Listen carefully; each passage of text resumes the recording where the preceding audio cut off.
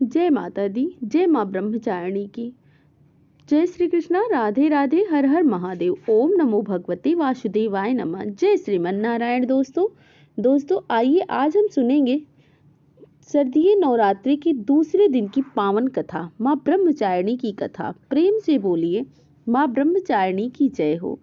दधारा करम पद्मं व्याम अच्छिमालाकम मंडलो देवी प्रसीदितो मयि ब्रह्मचार्यम अनुत्तमा। जिन्होंने अपने एक हाथ में जप माला, दूसरे हाथ में कमंडलू धारण किए हैं, ऐसी सर्वश्रेष्ठ ज्योतिर्मयी ब्रह्मचारिणी दुर्गा देवी हम पर सदा प्रसन्न रहें। नवरात्रि के दूसरे दिन साधक का मन स्वादिष्ठान चक्र में स्थित रहता है। माँ ब्रह्मचारिणी ने भगवान शिव को पति रूप में पाने के लिए कठोर तपस्या की थी और इसीलिए ब्रह्मचारिणी और तपस्या कहा गया है।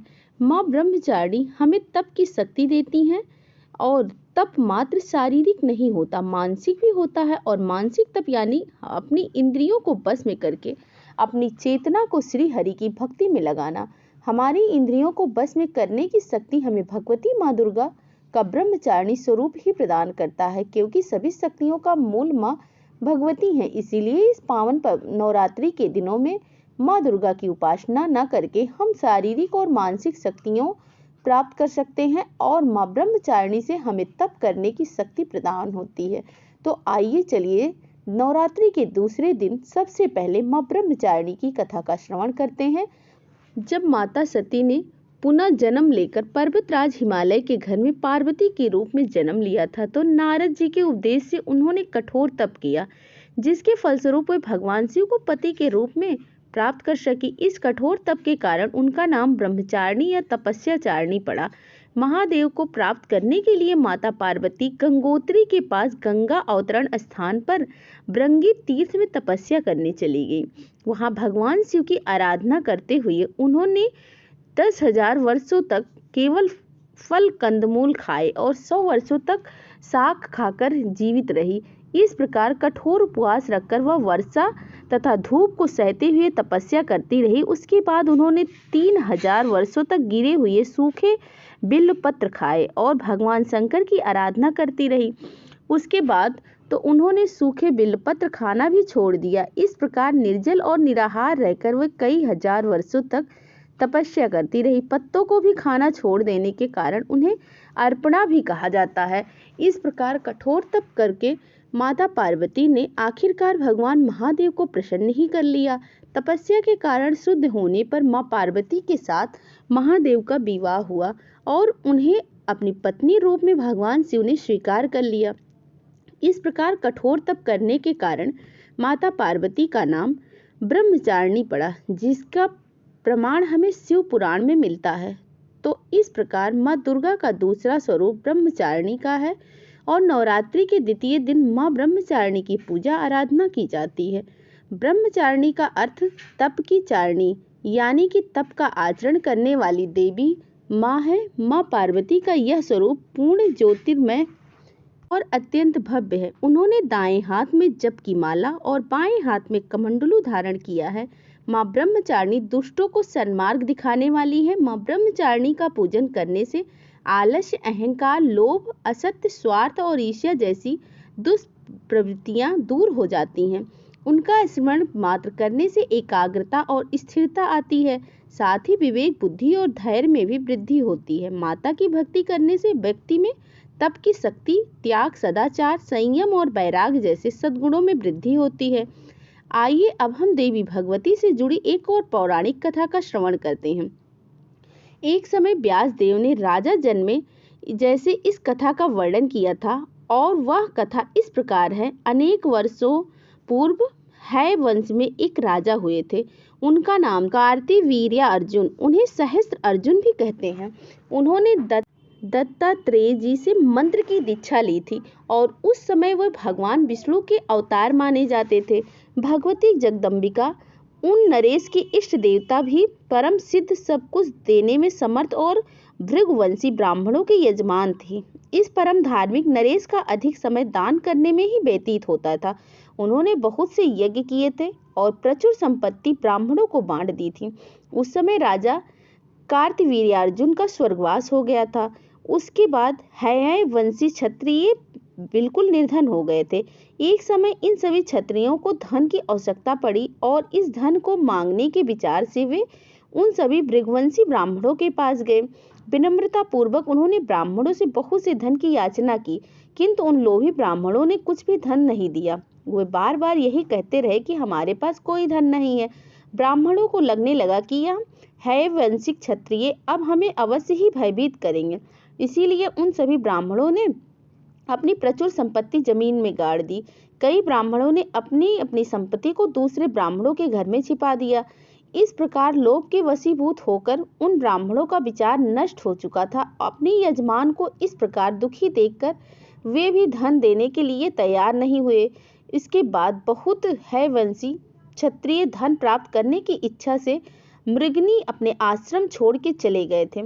तब उन क्षत्रिय ने द्रव्य पाने के लिए वहां की जमीन को खोदना आरंभ किया और इसी बीच किसी एक व्यक्ति की दृष्टि घर में गड़े हुए धन पर पड़ी।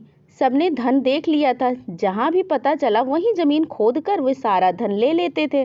धन के लालच में आकर उन क्षत्रियों ने आस पड़ोस के ब्राह्मणों के सारे घर खोद डाले और वहां भी उन्हें अन्य संपत्ति प्राप्त हो गई। अब यह देखकर सभी ब्राह्मण रोने और गिड़गिड़ाने लगे। आखिर अंत में उन्होंने क्षत्रिय की अधीनता स्वीकार कर ली। अब उन सभी ब्राह्मणों के घर से अधिकतर धन निकल चुका था। हालांकि वे सभी ब्राह्मण क्षत्रियों की शरण में चले गए थे, लेकिन फिर भी क्रोध के वशीभूत होकर उन क्षत्रियों ने उन पर बाण की वर्षा करना चालू रखा। उस समय कुछ भृगुवंशी ब्राह्मण भागकर पर्वतों की गुफाओं में चले गए। छिप गए तो है वंशी क्षत्रिय भी वहां पहुंच गए। भृगुकुल के संहार करते हुए वे इस भूमंडल पर विचरण करने लगे। जहां भी इन क्षत्रियों के भृगु के वंश मिल जाते, उन्हें अपने तीखे तीरों से मारकर उन्हें मृत्यु के देवता यमराज के पास पहुंचा देते थे। अब यह सभी क्षत्रिय पाप करने लगे थे। उनके इस निंदनीय कर्म से जिन स्त्रियों का गर्भ नष्ट हो जाता था, वे बेचारी अत्यंत दुखी होकर कुरीरीज की भांति विलाप करने लगती थी। और उस समय तीर्थवासी कुछ अन्य मुनियों के उन अभिमानी है वंशी क्षत्रिय से कहा, हे क्षत्रियों, तुम ब्राह्मणों पर इतना भयंकर क्रोध मत करो। यह बड़ा ही अनुचित कर्म है। तुम्हें निंदनीय कार्य नहीं करना चाहिए। जो भृगु कुल की स्त्रियों के गर्भ का उच्छल करने में तुम तत्पर हो गए हो। हे क्षत्रिय, जब पुण्य अथवा पाप उग्र और असीमित हो जाता है, तब उसका फल इस जन्म में ही सामने आ जाता है। अतः कल्याणकामी पुरुषों को ऐसे निंदनीय कार्य नहीं करना चाहिए। क्रोध में भरे हुए है वंश के क्षत्रियों ने जब यह बात सुनी तो उन्होंने उन परम दयालु मुनियों से कहने लगे, आप सब लोग तो साधु पुरुष हैं। यह पाप कर्म क्यों किए जाते हैं, इसका रहस्य आप नहीं जानते। हमारे पूर्वज बड़े महात्मा पुरुष थे, कूटनीति के विशेषज्ञ। इन ब्राह्मणों ने उन्हें धोखे में डालकर सारा धन उनसे छीन लिया था। यह सभी ब्राह्मण बगुले के समान हैं। हमने अपने कार्य के लिए जब प्रार्थना पूर्वक उनसे धन मांगा तो उन्होंने देने से इनकार कर दिया। हम तो उनके यजमान हैं। हम महान कष्ट भोग रहे थे और यह बात भी वे जानते थे। हमने उनसे थोड़ा सा धन मांगा था, लेकिन उनके मुख से बार बार यही निकलता रहा कि हमारे पास कुछ नहीं है, चले जाओ। धन पास होने के बाद भी उन्होंने हमारी प्रार्थना को ठुकरा दिया था। जब हमारे पूर्वज महाराज कार्तवीर्यार्जुन, ब्राह्मण का तो कर्तव्य होता है कि वह किसी भी प्रकार के धन का संचय न करे, विधि पूर्वक यज्ञ करे, दान दे और सुख सुविधा के लिए खाने पीने में व्यय करे। विप्रो, ऐसा बताया गया है कि धन रहने पर भी राजा, चोर, अग्नि और धूर्त तो द्वारा महान भय उपस्थित होता है। धन का संग्रह करने वाला व्यक्ति स्वयं मरकर उससे अलग हो कठिन दुर्गति को प्राप्त होता है। यह सभी नियम वो जानते थे। उसके बाद भी यह पुरोहित ब्राह्मणों ने लोभ के कारण संशय में पड़े रहे। दान, भोग और नाश, यही 3 धन की गतियां है।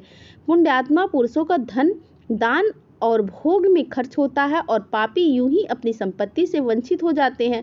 जो कृपण लोग न तो धन का दान करता है, न खाने पीने में खर्च करता है और केवल संचय ही करता रहता है, उसे महान क्लेश भोगना पड़ता है और अंत में उसका धन नाश ही होता है। इसीलिए हमारे गुरु कहलाने वाले इन अधम ब्राह्मणों को मारने के लिए हम तत्पर हुए हैं।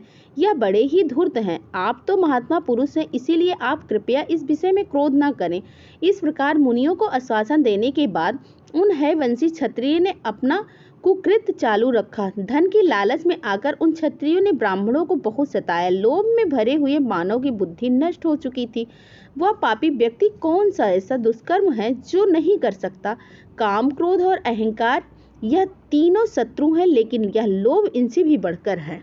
इस प्रकार हैवंशीय क्षत्रियों ने दुष्ट बुद्धि वाले बनकर समस्त भार्गव वंश के ब्राह्मणों का संहार कर दिया। जब हैवंशी क्षत्रिय भार्गव वंश की स्त्रियों को इस बात का पता चला तो वे अपार पीड़ा का अनुभव करने लगी। तब वे भय के कारण अत्यंत घबराकर जीवन से निराश होकर हिमालय पर्वत पर चली गई।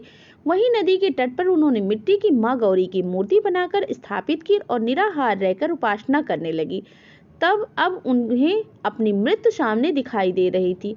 उस समय उन श्रेष्ठ स्त्रियों के पास स्वप्न में देवी पधारी और उन्होंने कहा, तुम लोगों में से किसी एक जांग से एक पुरुष उत्पन्न होगा। मेरा अंशभूत वो पुरुष तुम लोगों का कार्य संपन्न करेगा। इस प्रकार कहकर भगवती जगदम्बिका अंतर्ध्यान हो गई। नींद टूटने पर उन सभी स्त्रियों के मन में बड़ा हर्ष हुआ। उनमें से एक चतुर स्त्री ने गर्भ धारण किया। उसका हृदय भी भय से वंचित नहीं था। वंश वृद्धि के लिए वह वहां से भाग चली। इस क्षत्रियों ने उसे भागते देख लिया। जब उन्होंने देखा कि तेज से इस ब्राह्मणी का मुखमंडल चमक रहा था, तब वे पीछे दौड़े और कहने लगे, बहुत शीघ्र ही इस नारी को पकड़ लो और मार डालो, क्योंकि गर्भ धारण करके यह यहाँ से जा रही है। इस प्रकार कहते हुए हाथ में तलवार लेकर वह उस स्त्री के निकट पहुंच गए। भय से अत्यंत घबराई हुई वह स्त्री सामने आए हुए उन क्षत्रियों को देखकर रोने लगी। गर्भ में रहने वाले बालक ने सुना कि माता रो रही है। उसकी अवस्था बड़ी दयनीय है और कोई भी उसका रक्षक नहीं है। क्षत्रियों से संतप्त होने के कारण उसके नेत्र जल की धारा बह रहे हैं। लगता है गर्भवती हिरणी सिंह के पंजे में पड़ गई हो। इस प्रकार आंखों में आंसू भरकर कांपती हुई माता को देखकर गर्भ में स्थित बालक के क्रोध की कोई सीमा नहीं रही। वह जांग चीरकर तुरंत बाहर निकल आया, मानो कोई दूसरा सूर्य प्रकट हो गया हो। उस मनोहर बालक ने अपने तेज से तुरंत ही उन क्षत्रियों के नेत्र की ज्योति को हर लिया। उस बालक की ओर देखते ही मानो वे सभी क्षत्रिय नेत्र विहीन हो गए। जन्मांग प्राणी की भांति वे पर्वत की ओर इधर उधर भटकने लगे। वे समझ नहीं पा रहे थे कि आखिर इस बालक को देखते ही नेत्रहीन कैसे हो गए। इससे यह पता चलता है कि इस ब्रह्मांडी का ही यह प्रभाव है, क्योंकि इसके पास सतीत्व का महान बल होगा। पतिव्रता नारियों का संकल्प कभी व्यर्थ नहीं हो सकता है। दुखी होने पर वे क्षण भर भी क्या नहीं कर सकती, यह सोचकर वह दृष्ट और निराशय हो गए। उन्होंने अपनी शुद्ध बुद्धि खोकर दोनों हाथ जोड़कर और भय से घबराई हुई ब्राह्मणी को प्रणाम किया। उन्होंने ब्राह्मणी से प्रार्थना करते हुए कहा, हे माता, अब आप प्रसन्न हो जाइए। हम आपके सेवक हैं, इसमें कोई संदेह नहीं है। पापम बुद्धि हो जाने के कारण हम क्षत्रिय द्वारा महान अपराध हो गया है और इसी के फलस्वरूप आपकी दृष्टि पड़ते ही हम सब नेत्रविहीन हो गए हैं। हे माते, हम आपकी शरण में हैं। अंधा हो जाना मरण से भी अधिक कष्टप्रद होता है, अतः हमें पुनः नेत्र प्रदान करने की कृपा करें। पुनः दृष्टि प्रदान करके हम सब क्षत्रियों को अपना सेवक बना लें और फिर हम शांत होकर अपने अपने स्थान पर वापस चले जाएंगे और इसके बाद कभी भी हम ऐसा घृत कार्य नहीं करेंगे। अज्ञानवश हमारे द्वारा जो अपराध हुआ है उसे कृपया आप हमें हमारे अपराध को क्षमा करें। हाथ जोड़कर उनके सामने समझ छोड़ उन नेत्रहीन क्षत्रियों को देखकर ब्राह्मणी ने उनसे कहा, हे क्षत्रियों, मेरे द्वारा तुम्हारी दृष्टि नहीं हरी गई है। यह निश्चित है मैं तुम पर कुपित हूँ। इसका वास्तविक कारण मैं बता रही हूँ। सुनो, इस समय यह जो भृगु कुल का दीपक बालक मेरी जांग से उत्पन्न हुआ है, तुम उसी के कोप के भाजन बने हो। रोष में आकर बालक ने ही तुम्हारे नेत्र स्तंभित कर लिए हैं। भृगु के वंशज निरपराधी धर्मात्मा और तपस्वी थे। जब तुम उनको मार रहे थे तब मेरे गर्भ में यह बालक आ चुका था और 100 वर्षों में ही मैं अपने गर्भ में धारण किए रही। इसने 6 अंगों सहित संपूर्ण वेदों का अध्ययन बड़ी सुगमता से किया है। भृगुवंश का उत्थान करने के लिए यह प्रकट हुआ है और वह गर्भ में ही सुरक्षित हो चुका है। यही पितरों के वध से कुपित होकर तुम्हें मारने के लिए उत्सुक हुआ था। मेरा यह पुत्र भगवती जगदम्बिका की कृपा से उत्पन्न हुआ है और उन्हीं के दिव्य तेज से तुम्हारी आंखें देखने में असमर्थ हो गई हैं। प्रार्थना करने पर यदि यह बालक प्रसन्न हो गया तो वह तुम्हें नेत्र ज्योति अवश्य प्रदान कर देगा। अब उस समय वो बालक एक श्रेष्ठ मुनि के रूप में विराजमान था। ब्राह्मणी की बात सुनकर है वंश के क्षत्रियों ने उसके चरणों में मस्तक झुका दिए और बड़ी नम्रता के साथ नेत्रों में ज्योति पाने के लिए प्रार्थना करने लगे। उनकी प्रार्थना से वह मुनि कुमार प्रसन्न हो गया और उनसे कहने लगा, हे राजाओं, ठीक है, आप मेरी कही हुई बात पर विश्वास करके अपने घर लौट जाइए। देव ने जो कुछ भी निश्चित कर दिया है वह अवश्य होकर ही रहेगा। इस विषय में कोई शोक नहीं करना चाहिए। सभी ऋषि लोग पहले की भांति सुखपूर्वक समय व्यतीत करने लगे। जितने भी क्षत्रिय हैं वो सब क्रोध त्याग कर आनंद पूर्वक अपने अपने राज्य में लौट गए। इस प्रकार उस तेजस्वी बालक के उपदेश देने पर हयवंशिक क्षत्रिय आज्ञा लेकर अपने अपने स्थान पर चले गए। अब उनके नेत्रों में पूर्ववत ज्योति आ गई। अब वह देखने लगे। ब्राह्मणी भी तेजस्वी और पृथ्वी के रक्षक के रूप में प्रकट हुई।